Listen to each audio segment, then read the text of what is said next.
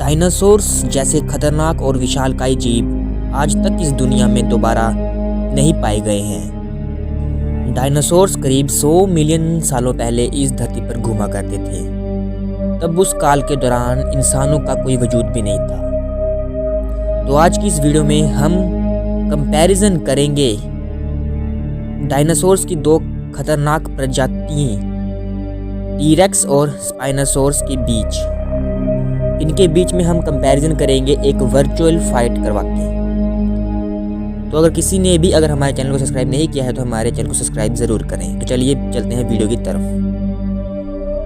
T-rex को डायनासोरों का राजा भी कहा जाता है। ये बात तो आपको सभी पता ही होगी कि टी-रेक्स जैसा विशालकाय प्राणी और खूंखार दैत्य आज तक इस धरती पर दोबारा इस जैसे जानवर ने जन्म नहीं लिया है।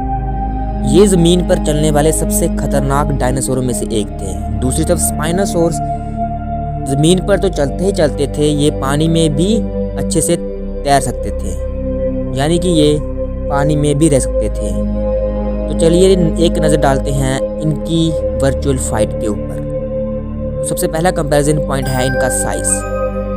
टी-रेक्स का वेट 11,000 से लेकर 15,000 पाउंड तक का होता था, जबकि इनकी हाइट 12 से 20 फीट और इनकी लंबाई 40 फीट हुआ करती थी। इसके विपरीत स्पाइनोसॉरस का वेट 31,000 पाउंड से ज़्यादा ही हुआ करता था, जबकि इनकी हाइट 23 फीट और इनकी लंबाई 45 से 60 फीट तक हुआ करती थी। साइज के मामले में स्पाइनोसॉरस टी-रेक्स से आगे निकल गया है, तो ये पॉइंट जाता है हमारे स्पाइनोसॉरस को। अगला कंपैरिजन पॉइंट है speed and movement type. T-rex की स्पीड 17 माइल्स पर आवर की होती थी और ये एक बाइपेडल शिकारी थे, यानी कि ये दो पैरों पर चलने वाले जीव होते थे। दूसरी तरफ स्पाइनोसॉरस की स्पीड 15 माइल्स पर आवर हुआ करती थी और ये भी बाइपेडल शिकारी थे, यानी कि ये भी दो पैरों पर चलते थे। तो स्पीड का पॉइंट जाता है हमारे टी-रेक्स को। तीसरा कंपैरिजन पॉइंट है bite force and power. T-rex की बाइट फोर्स 57,000 न्यूटन की हुआ करती थी। इनके जबड़े के अंदर 50 से 60 डी शेप्ड के दांत हुआ करते थे और हर एक दांत 12 इंच लंबे थे। दूसरी तरफ स्पाइनोसॉरस की बाइट फोर्स 19,000 न्यूटन की हुआ करती थी, जिनमें इनमें 64 सीधे कोनिकल आकार के दांत हुआ करते थे, आज के मगरमच्छों की तरह, और इनका हर एक दांत 1 से 6 इंच लंबे हुआ करते थे। बाइट फोर्स, पावर और टीथ का पॉइंट जाता है हमारे टी-रेक्स को। चौथा कंपैरिजन पॉइंट है इनके सेंसेस। टी-रेक्स के सूंघने की क्षमता, देखने की क्षमता और सुनने की क्षमता बाकी डायनासोर से कहीं अधिक और तेज होती थी। इसके विपरीत स्पाइनोसॉरस की सूंघने की क्षमता बड़ी कमजोर हुआ करती थी, लेकिन इनमें देखने की क्षमता अच्छी खासी हुआ करती थी, लेकिन इनकी सुनने की क्षमता टी-रेक्स से थोड़ी सी कम होती थी। तो सेंसिस का पॉइंट भी जाता है हमारे टी-रेक्स को। पांचवा कंपैरिजन पॉइंट है इन डिफेंसेस।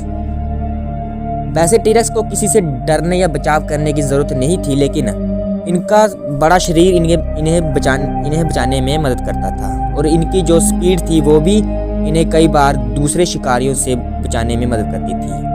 जबकि स्पाइनोसॉरस की भी विशाल बॉडी इन्हें बाकी खूंखार जानवरों से बचाती थी, और इनकी पानी के अंदर हमला करने की क्षमता भी इन्हें बाकी जानवरों से बचाती थी।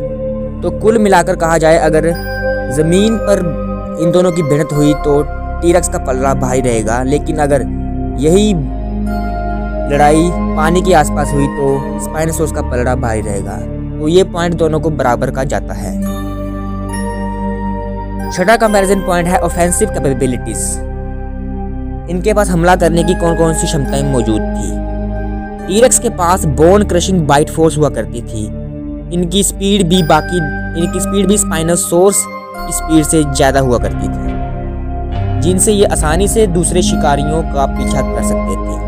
और अगर बात करें हम स्पाइनोसॉरस की, तो इनकी भी एक पावरफुल बाइट फोर्स हुआ करती थी, लेकिन टी-रेक्स की बाइट फोर्स इतनी खतरनाक नहीं हुआ करती थी और इनकी स्पीड भी टीरेक्स से थोड़ी सी कम हुआ करती थी। तो ये पॉइंट जाता है हमारे टीरेक्स को। 7वां कंपैरिजन पॉइंट है प्रेडिएटर का बिहेवियर।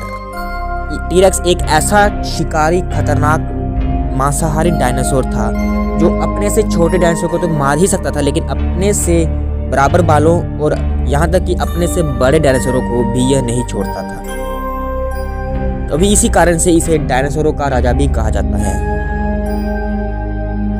दूसरी तरफ स्पाइनोसॉर्स की बात करें तो स्पाइनोसॉर्स ज़्यादातर छोटे डायनासोरों का शिकार करते थे और पानी में रहने की वजह से ये आमतौर पर मछलियों का शिकार करते थे, लेकिन ये बड़े डायनासोरों का शिकार करने के लिए नहीं बने थे। तो ये पॉइंट जाता है हमारे टीरेक्स को। तो ये रहा हमारा लेखा जोखा।